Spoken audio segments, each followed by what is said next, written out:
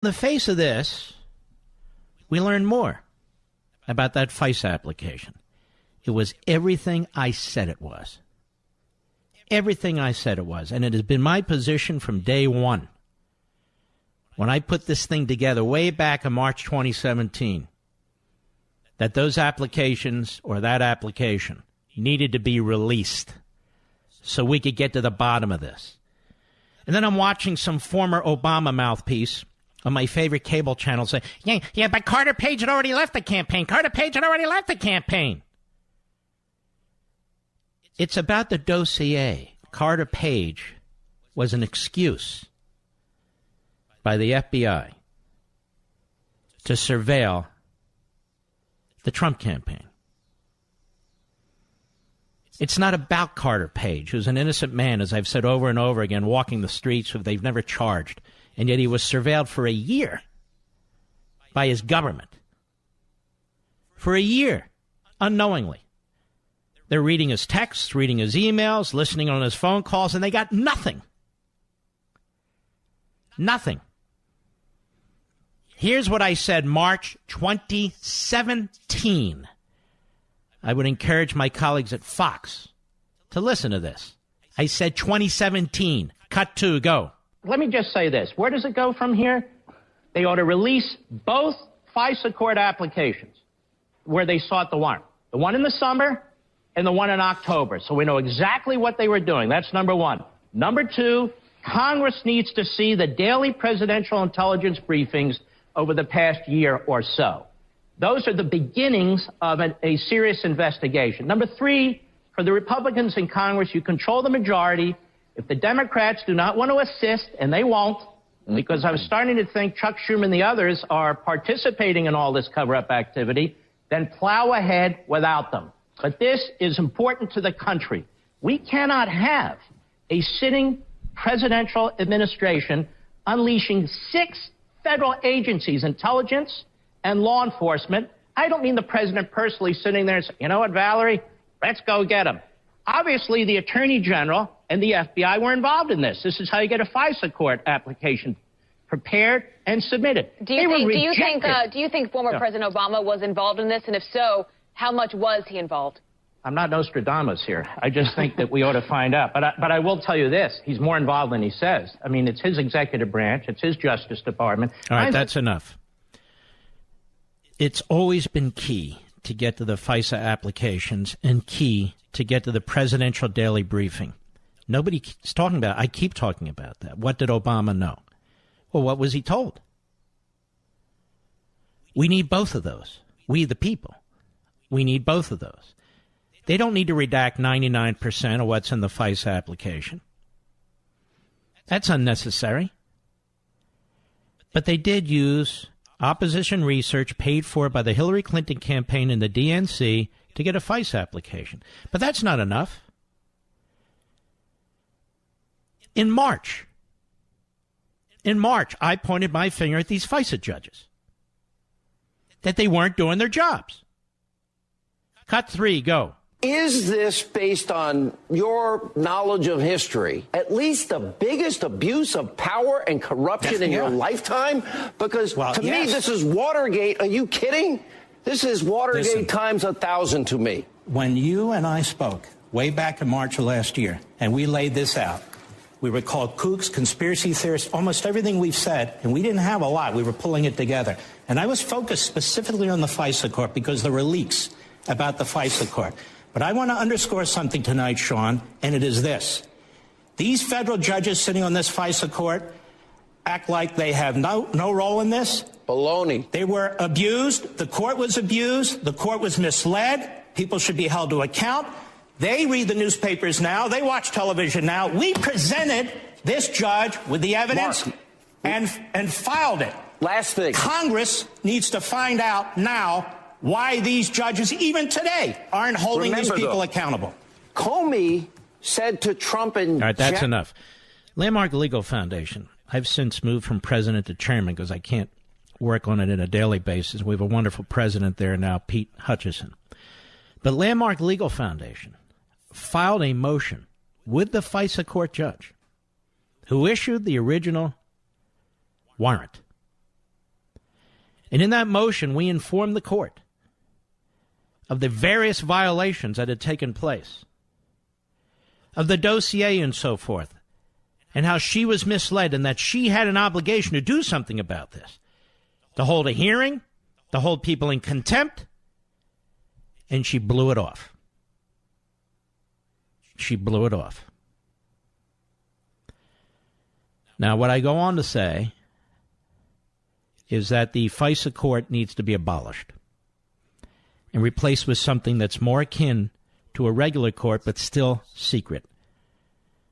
Because most of the time, that court handles serious international issues relating to national security and terrorism, and we don't want to reveal it to the enemy. But the judges have demonstrated that they're incapable of handling this properly, because they allowed this to take place in the middle of an election, a general election, without any opposition to the government. It's the judge who's supposed to be skeptical, not a rubber stamp. And for the vast majority of these FISA applications, these warrants are rubber stamped. They're almost all approved, including this one, and including 3 extensions. And by the way, those reports I cite talked about an application attempt the summer before. I believe it was July in 2016 that was more focused on Trump. I've not heard another thing about that since. I don't know if Congress has looked at this. I don't know if the Inspector General's looked at this. These were according to news reports. Now, was there an earlier attempt or not? And if so, where's that application?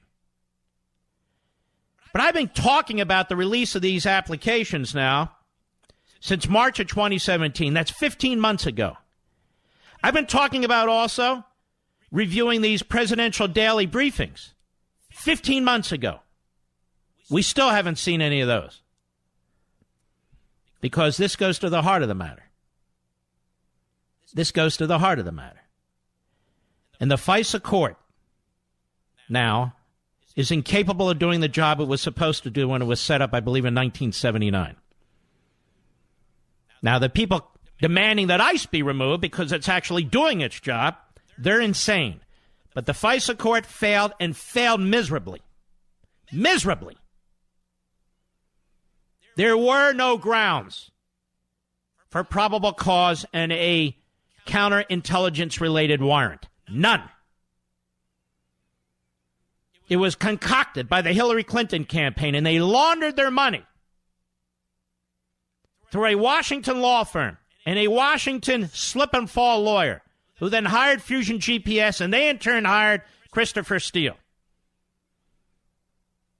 Christopher Steele, who was unreliable, who was a foreigner, who had served in foreign intelligence, and used information from the Kremlin, which we now know wasn't even verified, called disinformation, put it into this dossier. The FBI was even thinking of hiring him. If, in fact, they did pay him a fee, we still don't know.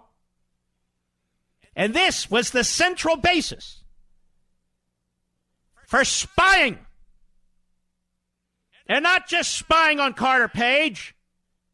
That dossier wasn't about Carter Page primarily. It was about Donald Trump. They got that dossier in front of that judge who approved a warrant with no probable cause based on largely information that was bought and paid for by the opposition party and the opposition campaign,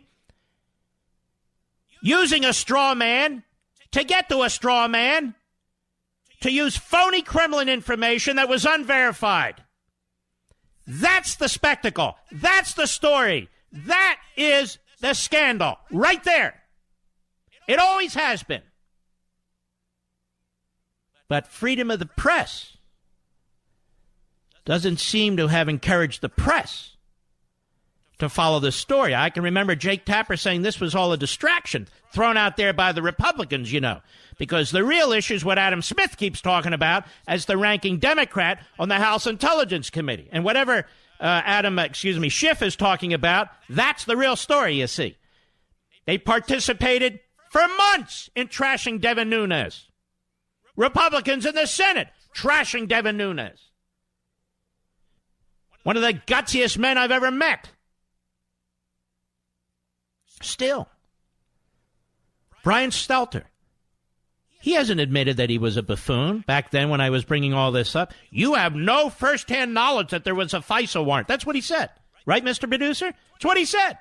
He wrote it. No, I didn't, because I'm not a reporter. I was relying on other reporters. Well, but you don't have any firsthand knowledge.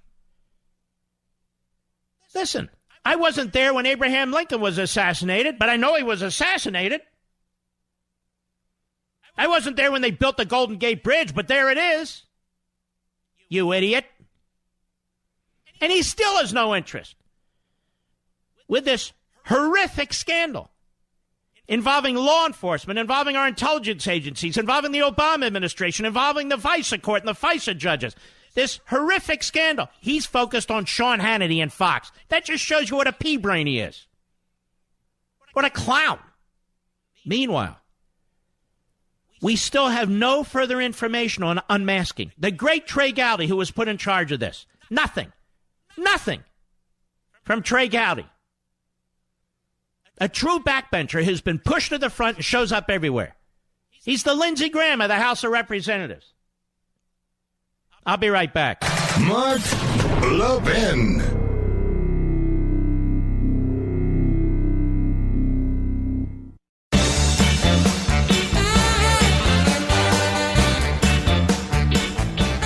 Even now, what did Trump say in his 2-hour meeting with Putin? We still don't know. Ladies and gentlemen, this is unprecedented. Now, don't swallow that you-know-what. Barack Milhouse, Benito Obama, and John F. Kerry, they worked with the Iranians for months and months and months. And we were never told the truth about the deal, the Iran deal. There's still secret parts of it that were revealed to us long after the deal was signed. Did the media go on and on and on that Barack Obama and John Kerry, they didn't reveal these secret deals to us? Hey, what about these secret deals, No, they defended the deal and all the secret deals, even though they didn't know what was in the secret deals. And then Trump comes along and says, that's enough. Like I said, get rid of it. Well, you can't do that. The sky will fall. Meanwhile, the sky doesn't fall. Bob, we got to know what Trump said to Putin in the 2 hours. Why? Because they don't trust Trump. Many of us do trust Trump. Now, why do I trust Trump when it comes to Russia? Why do I trust him? Because of the things he's done. The things he's done. In Washington, D.C., it's more about what you say than what you do, because that's how those politicians act. Gutless, superficial, self-serving. What Trump has done with the Russians is nothing close to what Obama has done, because he didn't do anything much. Oh, he had some sanctions. Yes, at the very end, he puts in sanctions that are meaningless. Trump doubles down, triples down, quadruples down. Now, Mark, you've been critical of Trump. Of course I have. I've been critical of every president. But I've been much less critical of Trump than I thought I would be. And even more than that, I know why they're going after Trump. Because he stands in their way. He stands in their way to this centralized autocratic regime they seek to impose on us. Obamacare still sucks. People still can't afford their premiums. They still have deductibles $6,000 to $12,000. Nobody even talks about it anymore. People are out there suffering. They can't get the doctor they want. They can't see the specialist they want. It's costing a fortune. It's as if it's over. Game over. Game isn't over. Who says so? It's still a disaster. All right.